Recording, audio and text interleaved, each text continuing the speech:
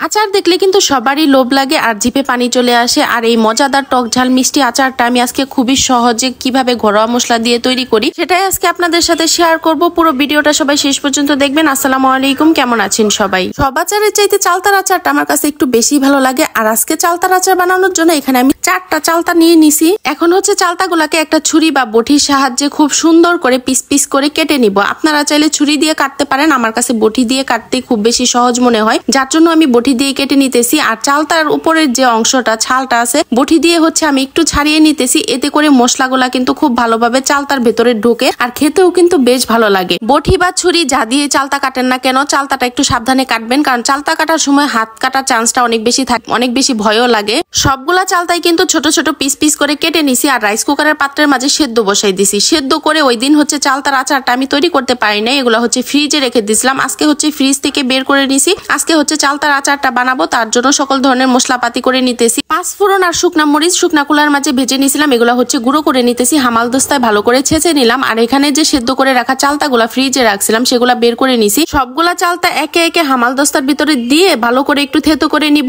এতে করে চালতার আচারটা খেতে কিন্তু বেশ ভালো লাগবে। আপনারা চাইলে পাটার মাঝে দিয়েও কিন্তু এই চালতাগুলাকে থেতো করে নিতে পারেন। আমি হামাল দস্তার ভিতরে একটু সহজ মনে হলো, যার জন্য একে একে সবগুলা চালতা এখানে থেতো করে নিলাম। আচারটা তৈরি করার জন্য এখানে কিছু রসুন দেওয়া হবে, যার জন্য রসুনগুলো আগে থেকে ছুলে এখানে হামাল দস্তার মাঝে ভালো করে হচ্ছে থেতো করে নিতেছি। রসুনের পরিমাণটা আপনারা একটু বেশি করে দেওয়ার চেষ্টা করবেন। শুধুমাত্র চালতার আচার না, যে কোনো আচারের মাঝে রসুনের পরিমাণ একটু বেশি করে দিলে সেই আচারটা খেতে কিন্তু বেশ ভালো লাগে, সুন্দর একটা ঘ্রাণ আসে। এখানে হচ্ছে আমি সরিষা তেল দিয়ে দিছি, সরিষা তেল দিয়ে হচ্ছে আচারটা করব, যার জন্য এখানে রসুনগুলা দিয়ে দিছি। রসুনগুলা তেলের উপর ভেজে তারপরে চালতাগুলা দিয়ে দিলাম। চালতার মাঝে হচ্ছে কিছুটা পরিমাণ ফুড কালার মিশাই নিছি। আপনারা হয়তো বা দেখতে পারেন নাই, দেখবেনই কি করে। ভিডিও করার সময় যে ক্যামেরা অফ হয়ে আছে আমি তো খেয়ালই করি নাই, যার জন্য আপনাদের সাথে শেয়ার করতে পারলাম না। চাইলে আপনারা ফুড কালারটা দিতেও পারেন, নাও দিতে পারেন। ফুড কালারটা দিলে না চালতার আচারের কালারটা অনেক বেশি সুন্দর হয়, যার জন্য সামান্য একটু ফুড কালার আমি দিয়ে দিছিলাম। তারপরে একটু চিনি আর সামান্য নুনও দিয়ে দিছি। চিনির পরিমাণটা আপনারা আপনাদের পছন্দ অনুযায়ী দিতে পারেন, চিনির জায়গায় গুঁড়ো দিতে পারেন। সামান্য নুনও দিয়ে দিছি।